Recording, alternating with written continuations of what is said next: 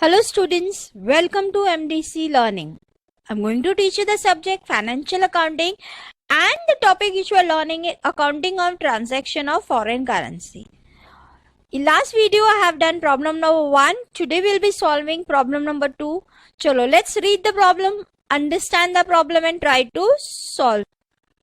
DPC imported goods worth rupees $40,000 from Iran Corporation on 1st August 2012 when the exchange rate was $1 is equal to 42 rupees 90 paise. Imported, बच्चों what do you mean by imported? Imported means you have purchased. कल ही आपको मैंने बताया था last video में, export मतलब हमने बेचा, इंपोर्ट मतलब हमने खरीदा. सो डीपीसी लिमिटेड ने इंपोर्ट किया. किससे गुड्स इंपोर्ट किया? Enron corporation. कौन सी तारीख को? 10th August 2012 when the exchange rate was $1 is equal to 42 rupees 90 paise. So what is the entry when the goods is purchased? Debit what comes in. Yes, what is the entry when the goods is purchased? Debit what comes in, credit the giver. So goods comes in, so your journal entry will be purchase account debit. What will be your journal entry? Purchase account debit. You have purchased it from to Econ Limited, Econ Corporation. Econ Corporation account. Am I correct? Now listen girls, what is happening? हम लोगों ने goods खरीदा. कितने रुपए का goods खरीदा? It is $40,000. It is $40,000. Am I correct? उस time पे एक्सचेंज रेट क्या था? $1 is equal to 42 rupees 90 paise. So this journal entry was on the dated 10th August 2012. Okay. Narration आपको पता है क्या लिखोगे आप लोग? अभी खुद ही लिखोगे narration. being goods imported from Encron Limited when the dollars rate was $1 is equal to 42 rupees 90 paise. मैंने आपको कल भी ये सिखाया था. देखो $1 का भाव है. नाउ मैंने कितना 1000 गुड्स खरीदा? 40,000 मल्टीप्लाई बाय 42 रुपीज 90 पैसे, यानी कि एग्जैक्टली मैंने कितने रुपीज का गुड्स खरीदा? 17,60,000. कितने का मैंने गुड्स खरीदा? 17,16,000. ओके बच्चों, try to remember it. 17,16,000. Yes. Now narration आप ही लिखोगे. ऑलरेडी मैंने बोल दिया है, हर बार मैं नरेशन नहीं लिखूंगी. So goods purchase was for 17,60,000. Again I am telling you, आपने 40,000 का गुड्स खरीदा. $1 वॉज 42 रुपीज 90 पैसे. तो 40,000 को जब मैंने इंडियन रुपीज में, $40 को इंडियन रुपीज में कन्वर्ट किया तो इट इज कमिंग टू 17,16,000. चलो आगे फिर क्या हो रहा है? डीसीपी एग्री टू पे से हमने एग्री किया. क्या पेमेंट के लिए एग्री किया? एग्रॉन लिमिटेड फॉर 2 इक्वल इंस्टॉलमेंट. देखो इस बार मैं 2 इंस्टॉलमेंट में पेमेंट करी. बच्चों पिछली बार का जो प्रॉब्लम था, लास्ट प्रॉब्लम में हमने एक साथ में पैसे दिए थे. इस बार हम 2 इंस्टॉलमेंट में पैसे दे रहे. कैसे पैसे दे रहे? We are giving in 2 equal installment. 2 equal मतलब जो भी है, अभी 40,000 इसको हम 2 में डिवाइड कर देंगे तो it will become 20,000 each time. पहला इंस्टॉलमेंट में दे रही हूं 10 सितंबर को. दूसरा इंस्टॉलमेंट में दे रही हूं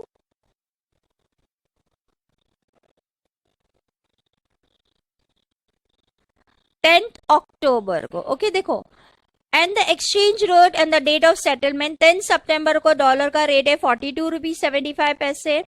अक्टूबर में डॉलर का रेट है 43 रुपीज 50 पैसे. Show in the books of DCP, journal entry and ledger account for Euron Limited based on IS standard. The books are closed on 31st March. देखो 31st March को book close हो रहा है, लेकिन books close होने से पहले मेरा पूरा ट्रांजेक्शन हो रहा है. पहला मैं कब कर रही हूँ? 10 सितंबर को. माई 10 सितंबर का ये हम यूरोक लिमिटेड पे हम यहाँ पे ये चीज डाल सकते हैं. हमने कब खरीदा? 10th अगस्त. Am I correct? Yes, 10th अगस्त को मैंने परचेज किया. सॉरी बच्चों, परचेज किया तो यहाँ पे आएगा ना परचेज अकाउंट, तो आएगा बाय परचेजेस.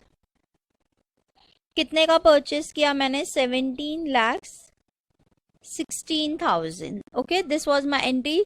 जो जर्नल एंट्री थी मैंने एंट्री पास कर दी. Purchase account debit to Euron. So Euron limited में बाय परचेज आया. अब I am making a payment. मैं पहला पेमेंट मैं कब कर रही हूँ? 10th सितंबर 2012 को मैं पेमेंट कर रही हूँ. पता है पेमेंट करना यानी कि पैसा जाएगा. हमारे पास से पैसा जा रहा है. पैसा किसको मिल रहा है? यूरोन कॉर्पोरेशन को पैसा मिल रहा है. So is Euron corporation account debit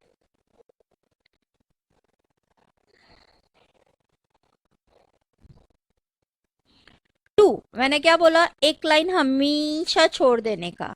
And then I'll write here bank because money goes out. That's why bank will come in credit side. So it is bank account. Yes, you'll always leave the money. Remember it. Okay. Now, देखो यूरोन corporation को मैं $20,000 दे रही हूँ. जब मैंने उनसे खरीदा था उस टाइम पे डॉलर्स का रेट क्या था? 42 रुपीज 90 पैसे. सो यूरोन को देते समय मैं 20,000 मल्टीप्लाई बाय 42 रुपीज 90 पैसे से ही मल्टीप्लाई करूंगी. It is coming to 8,58,000. कितना आ रहा है? तो यूरोन कॉर्पोरेशन को मुझे देना है, यूरोन कॉर्पोरेशन को मुझे देना 8,58,000. आज का डॉलर का रेट क्या है? जब मैं पेमेंट करी उस टाइम पे डॉलर का रेट क्या है? 42 रुपीज 75 पैसे. क्या डॉलर्स का रेट है? 42 रुपीज 75 पैसे. सो मेरे अकाउंट में से मैं तो उससे बैंक को बोल दूंगी भाई $20,000 यूरोन को कॉर्पोरेशन को ट्रांसफर करो. सो बैंक बोलेगा आज $20,000 में ट्रांसफर कर रहा हूँ. $1 का भाव है 42 रुपीज 75 पैसे. सो वो यूरोन कॉर्पोरेशन को 8,55,000 ट्रांसफर कर देगा. कितना बैंक ट्रांसफर करेगा? 8,55,000. Are you getting it? Bank will transfer 8,55,000. Okay, क्योंकि वो डॉलर्स में ही जाएगा. Remember it, we are dealing in dollars. तो वो बैंक डॉलर्स में $20,000 ही भेज रहा है. लेकिन बिकॉज इंडियन करेंसी का भाव कम हो गया है डॉलर्स के कंपैरिजन में, तो ये जो डिफरेंस है वो डिफरेंस आ रहा है. Now tell me what is the difference. Now यहाँ पे अगर मैं देख रही हूँ यहाँ पे मेरा पेमेंट जा रहा है 8,55,000, जबकि मुझे पेमेंट करने का था 8,58,000. सो मुझे 3,000 का फायदा हो गया. कितने का फायदा हो गया? 3,000 का.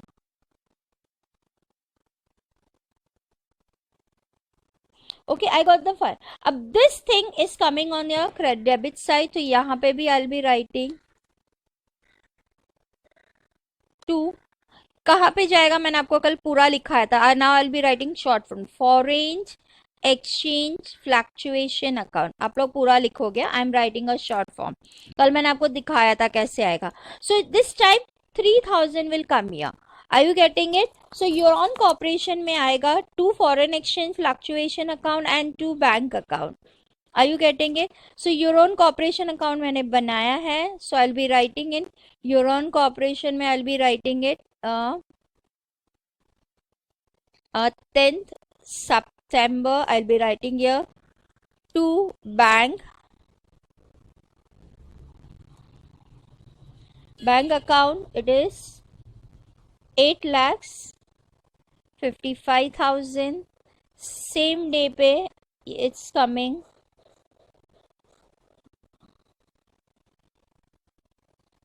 2 foreign exchange fluctuation account that is coming to 3,000. Okay, now see foreign exchange यहाँ पे डेबिट में है, सो फॉरेन एक्सचेंज में यहाँ पे आएगा, फॉरेन एक्सचेंज में 10 सितंबर 10 सितंबर इट विल कम एज, किसके कारण से आया है, बाय एरकॉन कॉर्पोरेशन अकाउंट। कितने का है, 3000। Are you getting it? So this way you are going to do the ledger as well as journal. Are you getting me? चलो आगे रीड करते हैं, आगे क्या बोल रहा है। दूसरा पेमेंट मैंने 10th अक्टूबर को किया है, again man I am making a payment on 10th October, so my journal entry will be 10th October 2012. The journal entries will be same. Are you getting me? बच्चों, the journal entries will be same. Eurocon Limited account debit 2. मैं ये foreign exchange वाला blank रखूंगी क्योंकि मुझे मालूम नहीं है फॉरेन एक्सचेंज डेबिट में आएगा या क्रेडिट में आएगा, लेकिन मेरा entry will always be same, Euro corporation account debit, बीच में गैप रख के बैंक। ना अगेन $20, आई थिंक $20 का सेम ही अमाउंट आएगा because till now nothing has change, so मुझे पेमेंट करना है 8,55,000। अब देखना है मुझे आज की तारीख में जब मैं 10th अक्टूबर को पेमेंट कर रही हूँ, डॉलर का भाव क्या है, what is the rate of the dollar. सीधा इस बार डॉलर का रेट है 43 रुपीज 50 पैसे। क्या है डॉलर का रेट? 43 रुपीज 50 पैसे। तो मेरे बैंक में से कितना जाएगा, $20,000। मैंने बैंक वाले को बोला भाई मेरा यूरोकॉन को $20,000 दे देना, उन लोगों ने 2000 को मल्टीप्लाई किया 43 रुपीज 50 पैसे। सो बैंक ने मेरे अकाउंट में इस बार क्रेडिट किया 8,70,000। कितना क्रेडिट किया? 8,70,000। क्यों 8,70,000 किया? बिकॉज डॉलर का भाव बढ़ गया। नाउ सी, यहाँ पे 8,70,000 है, यहाँ पे 8,50,000 है, सो मुझे कितने का डिफरेंस आ रहा है, -8,58,000। See this is only the thing बच्चों यू हैव टू अंडरस्टैंड है। सो इस बार अगर मैं देखूंगी तो यहाँ पे मुझे 12,000 का डिफरेंस आ रहा है। इस बार जो 12,000 है वो कौन सी साइड पे है, डेबिट साइड में है। सो यहाँ पे I am going to write it foreign exchange fluctuation account. Are you getting it बच्चों? इस बार फॉरेन एक्सचेंज यहाँ पे आएगा। सी आपको डेबिट में आ रहा है, क्रेडिट में, ज्यादा टेंशन नहीं लेने का। ओल्ड रेट के हिसाब से यहाँ पे अगर आपको मैं सिंपल सेंस में बोलूं, यहाँ पे ओल्ड रेट आएगा,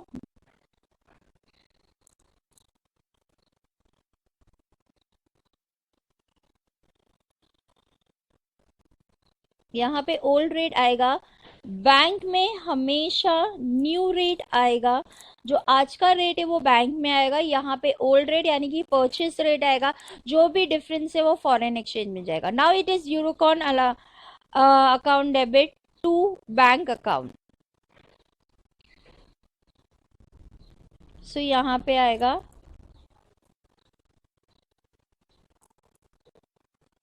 10th October, you're going to write here to bank account.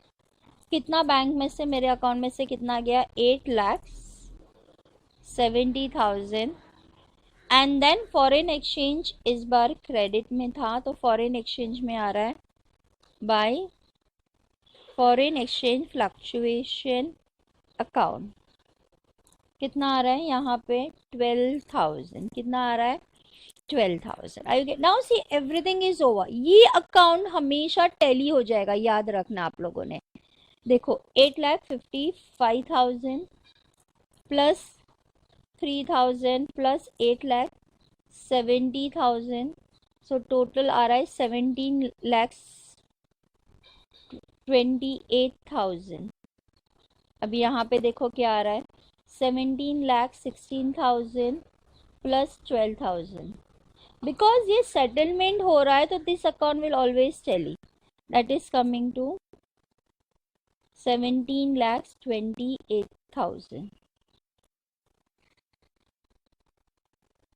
Okay बच्चों, नाउ यहाँ पे फॉरेन एक्सचेंज कहाँ पे है, क्रेडिट में है तो फॉरेन एक्सचेंज के वो डेबिट में आएगा, तो यहाँ पे 10 अक्टूबर को वो आएगा किसके कारण, इसके कारण, टू यूरकॉन कॉर्पोरेशन अकाउंट। सो यहाँ पे होगा to corporation limited 12। Now see, almost everything is done as the problem is over. Exchange rate was this and दोनों हम लोग ने पेमेंट कर दिया. Books are closed on 31st March. Now as I told, as I done it. See my ledger account, Eurocon Limited is completely over. Only the problem is that the something balance is left here. तो यहाँ पे जो होगा आपका balance 31st March, it will be transfer where, मैंने आपको last time भी बताया था, it will be transferred it by profit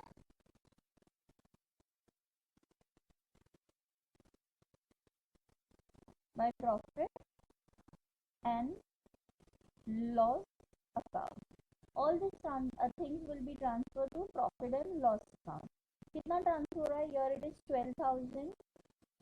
Yes, यहाँ पे 12,000 है. So here also you will be having 12,000. So from 12,000 you are minusing 3,000, you will get 9,000. So 9,000 it will be transferred to profit and loss account. And this journal entry will have to be passed. Now see what will be journal entry? Profit and loss account debit to foreign exchange fluctuation account. What will be the entry? That is entry on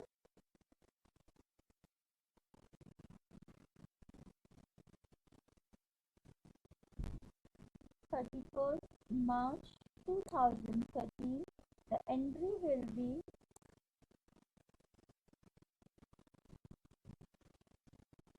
profit and loss account debit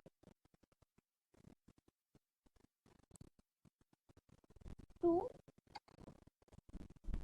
foreign exchange fluctuation account. How much? 9,000. That will come to 9,000. This is the last step which you are supposed to do. Okay students, now see how your journal entry will appear.